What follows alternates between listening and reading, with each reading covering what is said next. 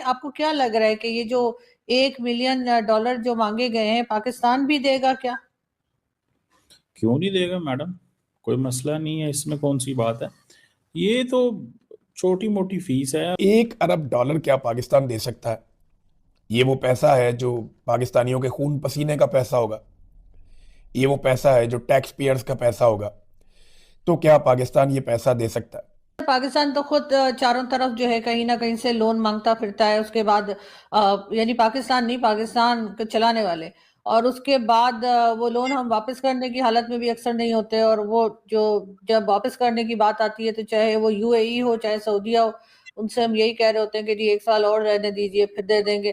तो ऐसी हालत में ऐसी कंट्री जहां पर इतनी गुर्बत हो, आपके ख्याल से उन्हें इस किस्म की जो फीस है वो देकर या फंडिंग करके जाना चाहिए?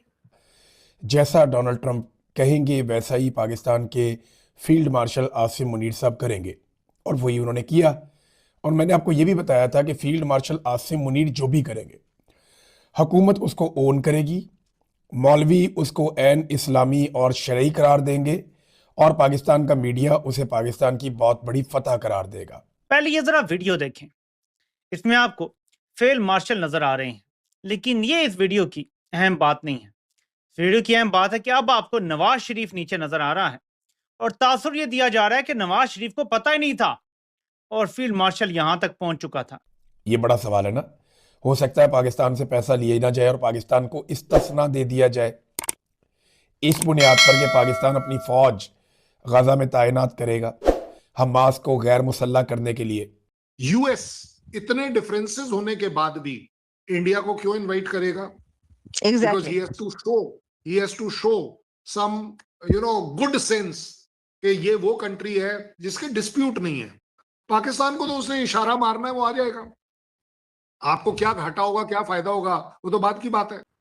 चीजें तो सर बोर्ड में बुलाए, जरूर बुलाए, लेकिन सर अगर $1 मिलियन आप वहां पे दे रहे हैं और कई जगह पर जैसे आपने कहा कि हर जगह पाकिस्तान पैसे देकर जा रहा है, तो पाकिस्तान की हालत तो वो नहीं है सर। हम तो $1 बिलियन के लिए किस तरह से आईएमएफ और वर्ल्ड बैंक के आगे खड़े रहते हैं। 1 बिलियन कहाँ से देंगे? आईएमएफ नहीं से चलो, कहेंगे कि 1 बिलियन दे। नहीं वो एक्चुअली पता है होता क्या है। अब आपके लिए मैंने बड़े अच्छा सा एक पॉइंट रखा हुआ है, इसीलिए अब आप अगर वहां जाएंगे तो वहां करेंगे क्या, वो ज्यादा बड़ी बात है, क्योंकि उससे 1 बिलियन का कनेक्शन है। अंतर्राष्ट्रीय राजनीति में जब भी शांति शब्द आता है उसके पीछे कोई ना कोई बड़ा खेल जरूर होता है। अब डोनाल्ड ट्रंप एक नया वैश्विक मंच लेकर आए हैं, नाम है बोर्ड ऑफ पीस। नाम सुनने में अच्छा है, लेकिन सवाल ये है, क्या ये सच में शांति का मंच है या फिर शांति खरीदने का नया तरीका? ट्रंप प्रशासन के मुताबिक बोर्ड ऑफ पीस का मकसद है संघर्ष प्रभावित इलाकों में शांति और पुनर्निर्माण। शुरुआत गाजा से बताई जा रही है, लेकिन इसके मसौदा चार्टर को देखकर लगता है ये सिर्फ एक रीबिल्डिंग बॉडी नहीं बल्कि एक नया पावर प्लेटफॉर्म बन सकता है। ब्लूमबर्ग द्वारा देखे गए दस्तावेजों के मुताबिक इस बोर्ड में स्थायी प्रभाव पाने के लिए देशों को कम से कम $1 अरब देने होंगे। यानी शांति अब नैतिक जिम्मेदारी नहीं बल्कि एक महंगा टिकट बन चुकी है। जितना पैसा उतनी आवाज। तकनीकी रूप से कोई भी देश बिना पैसे दिए सदस्य बन सकता है, लेकिन यहाँ असली शर्त छुपी है। ऐसे देशों का कार्यकाल सिर्फ 3 साल का होगा और नवीनीकरण वो पूरी तरह राष्ट्रपति की मर्जी पर। और अध्यक्ष खुद डोनाल्ड ट्रंप।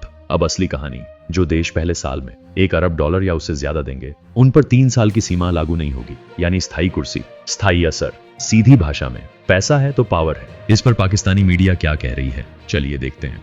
ट्रंप ने जो एक आप जानते हैं कि सभी को बुलाया जा रहा है पीस डील के लिए, और उसमें बोर्ड ऑफ पीस जो कहा जा रहा है, तो उसमें आपको क्या लग रहा है कि ये जो $1 मिलियन जो मांगे गए हैं पाकिस्तान भी देगा क्या?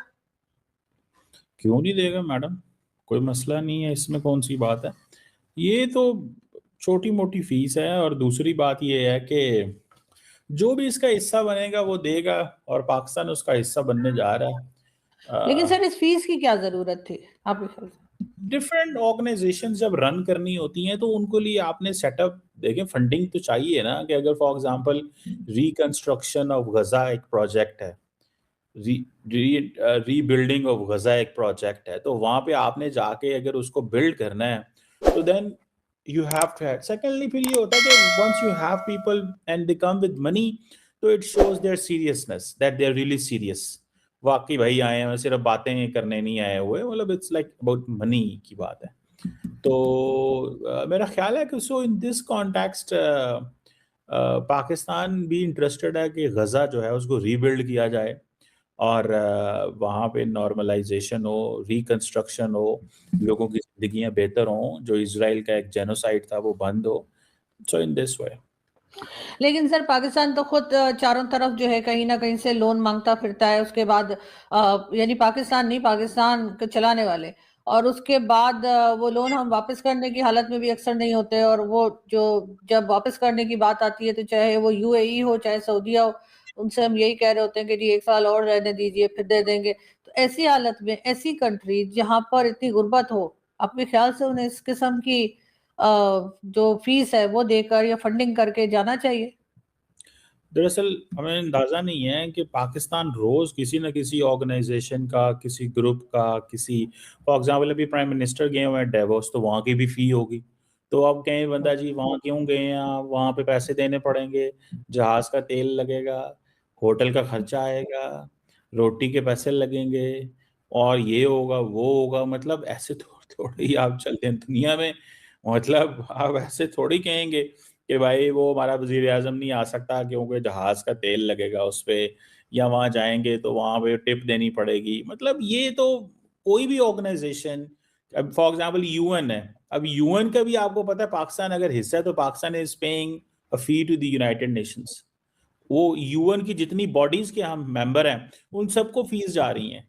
तो वो अब यूएन कैसे चलता है, OIC है for example, organisation of Islamic cooperation, Pakistan is part of that.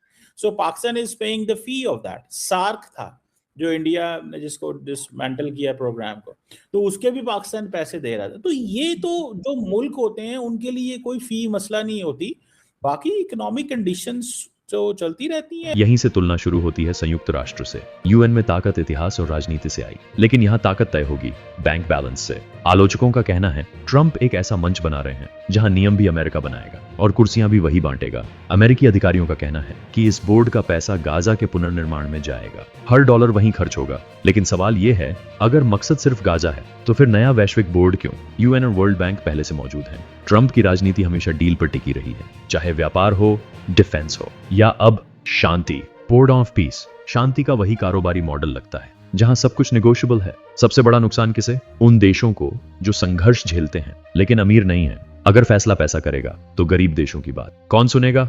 यहीं से यह मॉडल खतरनाक हो जाता है। हालांकि अभी खुली प्रतिक्रिया कम है, लेकिन कूटनीतिक हलकों में बेचैनी साफ है। यूरोप को डर है यूएन कमजोर होगा, विकासशील देशों को डर है कि ये अमीर देशों का क्लब बन जाएगा। अमेरिका के भीतर भी इस योजना पर सवाल उठ रहे हैं, क्या शांति के नाम पर ऐसा मंच बनाना सही है जहां असर खरीदा जा सके? कांग्रेस में इस पर बहस होना तय है। इतिहास बताता है शांति सिर्फ पैसों से नहीं आती, उसे भरोसा, न्याय एंड बराबरी चाहिए। अगर ये बोर्ड स्थिरता लाता है तो मिसाल बनेगा, वरना एक नई विभाजन रेखा।